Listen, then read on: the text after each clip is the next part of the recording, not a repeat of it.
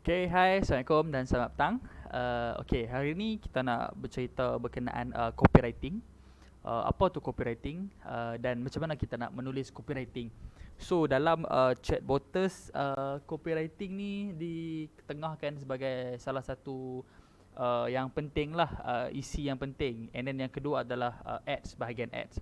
So dari segi copywriting saya akan ceritakan lah dari segi structure, macam mana nak tulis.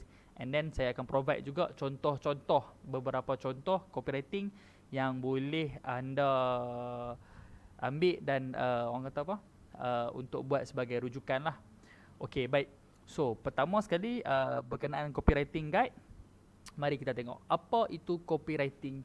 So simple, copywriting adalah lebih dikenali sebagai ayat jualan, ayat untuk kita nak buat promosi, untuk memujuk pelanggan, untuk pukau pelanggan, untuk tarik pelanggan beli kita punya produk, atau apa sahaja yang berkaitan dengan objektif dari segi untuk mempengaruhi prospek. Prospek ni maksud dia pelanggan lah, customer kita. Dan seterusnya untuk membuatkan mereka untuk bertindak. Bertindak as in masuk ke dalam iklan kita dan klik iklan kita dan seterusnya buat jualan lah. Okey. Dan macam ayat kat bawah cakap, dan sudah pastinya tindakan yang dimahukan adalah untuk membeli. Alright, okey, mari kita tengok. So ini adalah maksud copywriting lah, copywriting. Okey, so apa yang perlu ada dalam copywriting? Okey, saya sedia maklum copywriting ni ada bermacam-macam jenis teknik. Contoh AIDA, apa lagi, structure apa, headline, sub headline lah, apa bagi semua. So kita ada beberapa teknik ataupun contoh, tapi dekat sini saya just nak simplekan saja. So okey, apa yang perlu ada, nanti kita akan go through lah one by one. So apa yang perlu ada dalam copywriting adalah, yang pertama adalah mampu untuk menarik perhatian pelanggan ataupun prospek. And then yang kedua, mampu juga untuk mempengaruhi emosi prospek. Maksud dia kita sentuh dia punya emosi ataupun kita nak trigger dia punya emosi, punya ni lah, macam mana dia nak dia rasa benda ni terkait dengan dia. And then yang kedua, macam mana kita nak meyakinkan customer untuk beli produk kita. And then lastly adalah membuatkan prospek bertindak. So ini adalah perkara yang perlu ada dalam copywriting. Okey, dari struktur copywriting kita bahagikan kepada 5 bahagian. Okey, macam yang saya cakap tadi, dalam struktur copywriting ni kalau dekat luar dia ada macam-macam jenis. Contoh macam AIDA, and then ada apa lagi, saya tak ingat. Tapi ada beberapa lagi lah teknik-teknik nak menulis struktur untuk copywriting. So dari segi kita punya style, kita just hajak headline, intro, USP, CTA which is call to action, USP maksud unique selling point ataupun value produk kita tu, apa kelebihan dia, apa value dia. And then yang kelima adalah urgency. Okay, baik. Untuk struktur copywriting, headline ni adalah yang paling atas lah. And then diikuti dengan intro. Intro ataupun nama lain ni kita boleh panggil juga sub headline. Okay. And then yang kedua adalah USP. USP ni adalah unique selling point. Apa yang dimaksudkan dengan unique selling point? Unique selling point adalah bermaksud nilai ataupun value produk. Apa nilai yang produk kita bawa, apa value yang produk kita bawa. Itu yang dimaksudkan dengan nilai. Okey, jadi untuk dekat Rockherb, USP ni kita mostly Rockherb ataupun Coffee House, kita akan gunakan USP yang berkaitan dengan simptom. Sebab bila kita menggunakan USP simptom, kita secara tak langsung dapat sentuh, trigger dia punya emosi, dan juga senang untuk kita nak buat orang kata apa, pengkelasan iklan. Nanti kita akan ajaklah next step. And then yang keempat, yang benda yang wajib ada di dalam copywriting adalah call to action. Okay. So call to action ni apa? Call to action ni bermaksud selepas dia dah baca copywriting, selepas dia dah tengok copywriting kita, selepas dia teliti, dia baca dan dia lihat harga apa semua, kandungan manfaat apa semua, okey. So apa yang dia nak kena buat? So kita kena bagi satu macam arahan. Okay, lepas dah baca ni, klik learn more, klik send to message, ataupun tak kisahlah apa, sebab janji kita perlu ada call to action tu. Sebab call to action tu penting untuk kita nak close ataupun kita nak tarik customer kita masuk ke dalam kita punya chatbot. So bila dah masuk dalam kita punya chatbot, nanti chatbot kita tu akan buat kerja lah. Buat kerja maksud saya macam dia akan close. Sebab chatbot kita ni dah agak orang kata apa, genius lah, padu lah dia punya ni struktur sekarang ni. So kiranya macam kalau takat nak close sale tu memang tak ada masalah. So kita akan bagi dia untuk dia buat kerja dia lah. Okay, yang kelima, sense yang terakhir adalah dari segi urgency. Urgency ni maksud kita cuba ketengahkan satu macam timeline atau period. Maksud dia kena dapatkan produk ni segera. Sebab kita ada promosi terhad ke, stok terhad ke, ataupun kita memang tengah duk apa, urgent kan apa, stok tak banyak ke, ataupun benda ni limited offer. So ini adalah struktur dia lah. Okey, untuk nak lebih faham, mari kita tengok contoh-contoh copywriting. Okey. Contoh yang pertama, okey, alhamdulillah sejak saya amalkan minum kopi kunyit hitam hingga hari ini badan saya rasa segar. Bila bangun pagi, saya kerja potong rumput dan berjalan 1 hari lebih kurang 3 km tiap-tiap hari, tidak berasa penat. Darah tinggi dan kencing manis pun normal. Saya dah buat 4 kali order. Okey, untuk copywriting ni dia ada banyak jenis. Contoh yang kita nak buat adalah yang berkaitan dengan testimoni kita boleh buat. Kita boleh buat juga dari segi testimoni, apa lagi? Testimoni, simptom, dan kita boleh buat juga dari segi storytelling. Terpulang kepada chatboters, macam mana chatboters nak settlekan benda tu. Okey, mari kita tengok struktur yang saya cakapkan tadi. Okey, ini adalah contoh-contoh dia lah. So kalau macam contoh yang pertama ni, okey, ini adalah apa nama headline, bawah tu intro ataupun sub headline, USP dan CTA. Okey, kalau kita tengok dekat sini, headline ni adalah selalunya yang atas sekali itulah, ataupun kita boleh ambil dia juga yang atas tu saja. Bosan minum kopi tak ada gula, pahit tak sedap. Pengidap diabetes atau kencing manis sekarang tak perlu lagi minum kopi pahit, tak sedap atau tak ada rasa gula. So ini adalah headline dia. Headline ni dia perlu kalau boleh kita strike dia macam mana? Headline ni perlu something yang concrete, yang strong. Sebab kalau sebab benda first yang akan customer baca adalah headline. Sebelum dia tekan klik see more dekat dalam dia punya, kita punya iklan tu. So sekarang ni bila dia nak bila headline tu power, bila headline tu mampu untuk menarik dia punya, orang kata apa, dia punya minat ataupun trigger dia untuk dia rasa macam, oh okay, this is aku rasa macam iklan ni aku nak tengok lah, iklan ni jual apa, macam menarik, iklan ni macam dia macam kata dekat aku je, iklan ni macam kena kat aku je. So sekarang ni kita nak apa nama, kita nak buat kerja apa, kita dah masukkan headline yang padu. Bawah intro USP CTA tu hanyalah nak backup ataupun nak ceritakan semula sahaja dekat customer. Okey, perlu diingat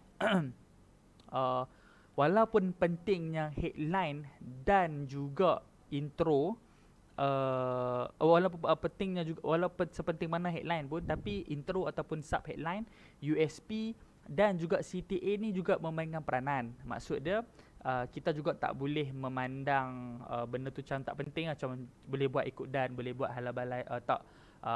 Intro dengan USP still mainkan peranan juga. Sebab tu kalau dari sudut konteks copywriting, headline ni adalah first impression. So kalau first impression okey, pandangan pertama tu okey, baru dia akan tengok intro USP. Dan kalau USP intro USP CTA pun mantap, memang insyaAllah benda tu customer tak ada masalah untuk nak close ataupun nak klik kita punya iklan. Okey, untuk sekarang ni kalau headline macam kita lihat, okey, cuba baca dulu, scan.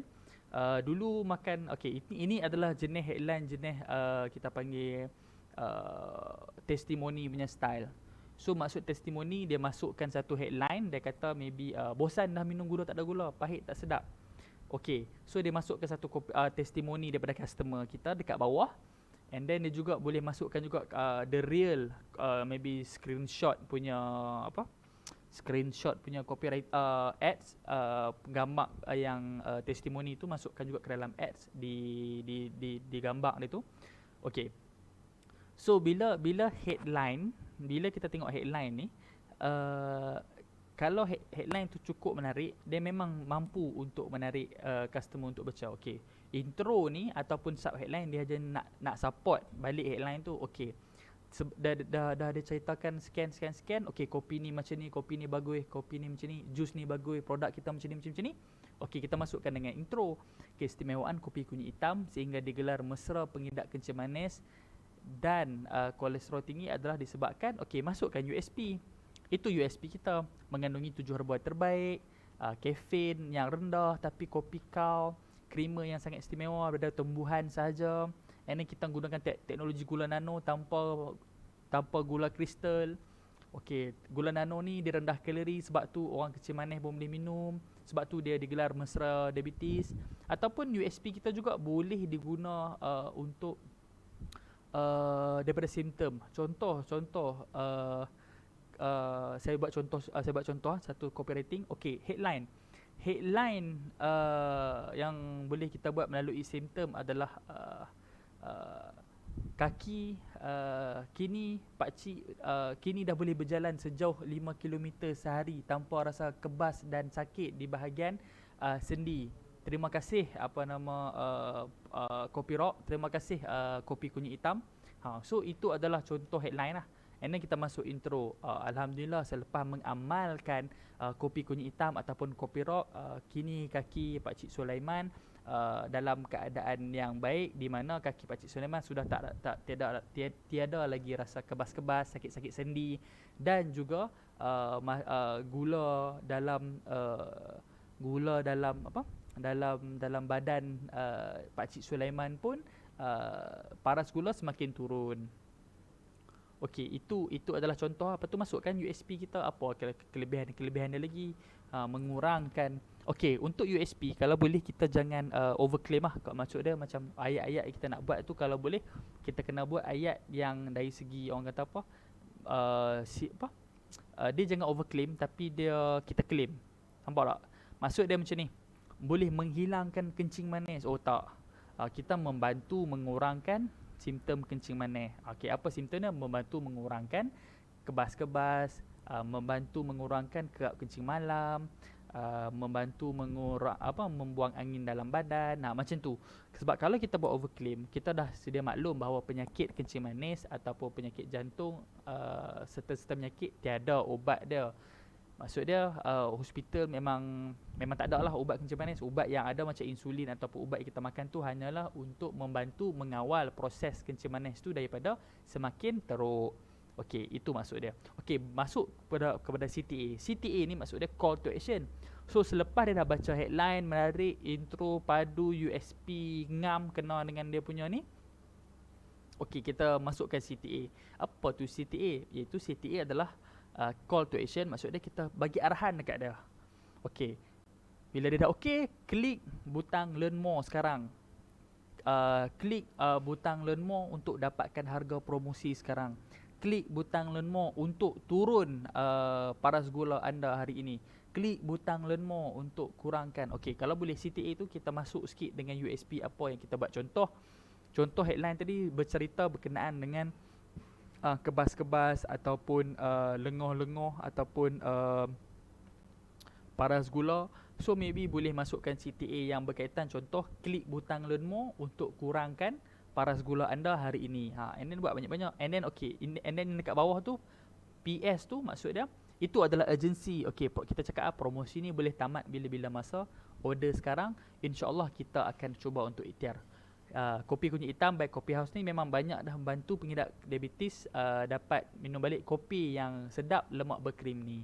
Okey, itu adalah kita punya urgency. Maksud dia kita bagi tahu dia kata Sekarang ni dah tak banyak masa, so kena dapatkan sekarang juga, atau maybe nanti dia akan expired benda tu.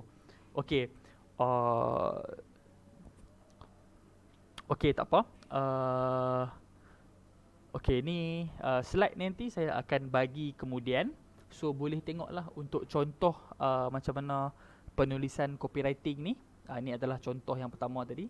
Kalau kita tengok, alhamdulillah, sejak saya amalkan kopi kunyit hitam ni, okay, ni adalah headline jenis storytelling. Maksud dia buat storytelling lah. Dia buat headline storytelling, ataupun headline pula juga boleh buat melalui fakta terpulang. And then masuk dekat bahagian bawah, tahukah hasil kajian Mardi ni, itu adalah dia punya intro ataupun sub headline. So dia nak backup kita punya headline tadi tu. Okey, masuk di bawah, saya share sikit tanda-tanda kolesterol tinggi. Okey, ini adalah USP kita. Ni adalah USP kita, USP simptom tu yang kita cakap tadi, hujung telapak tangan kemerah-merahan, tengkuk berasa berat, betis rasa berat dan kejang. Ini adalah contoh-contoh orang yang tanda kolesterol tinggi, ataupun ini adalah yang kolesterol tinggi. So apa ya kopi kita boleh bantu? Itu kita punya USP tu, mengandungi 7 rebah, kafein rendah, lebih bertenaga, mudah bangun pagi. And then kita masukkan sikit cara nak order, and then dengan urgency. So kalau boleh masukkan jugalah apa nama CTA. So CTA tu kita boleh masukkan lah, klik butang learn more sekarang, ataupun bergantung kepada USP. So macam klik butang learn more untuk hilangkan buasir anda hari ini ke macam mana. Okay, insyaAllah. Okay, so sekian sampai takat tu saja untuk yang berkaitan dengan copywriting punya guide. InsyaAllah kita dari semasa ke semasa saya akan guide lagi lah. Tapi ini adalah introduction awal apa itu copywriting dan macam mana cara kita nak tulis copywriting. Dan slide ni saya akan bagi, so boleh refer jugalah slide ni, tak ada masalah. Okay, alright. Okay, sekian, kita jumpa di next slide. Assalamualaikum.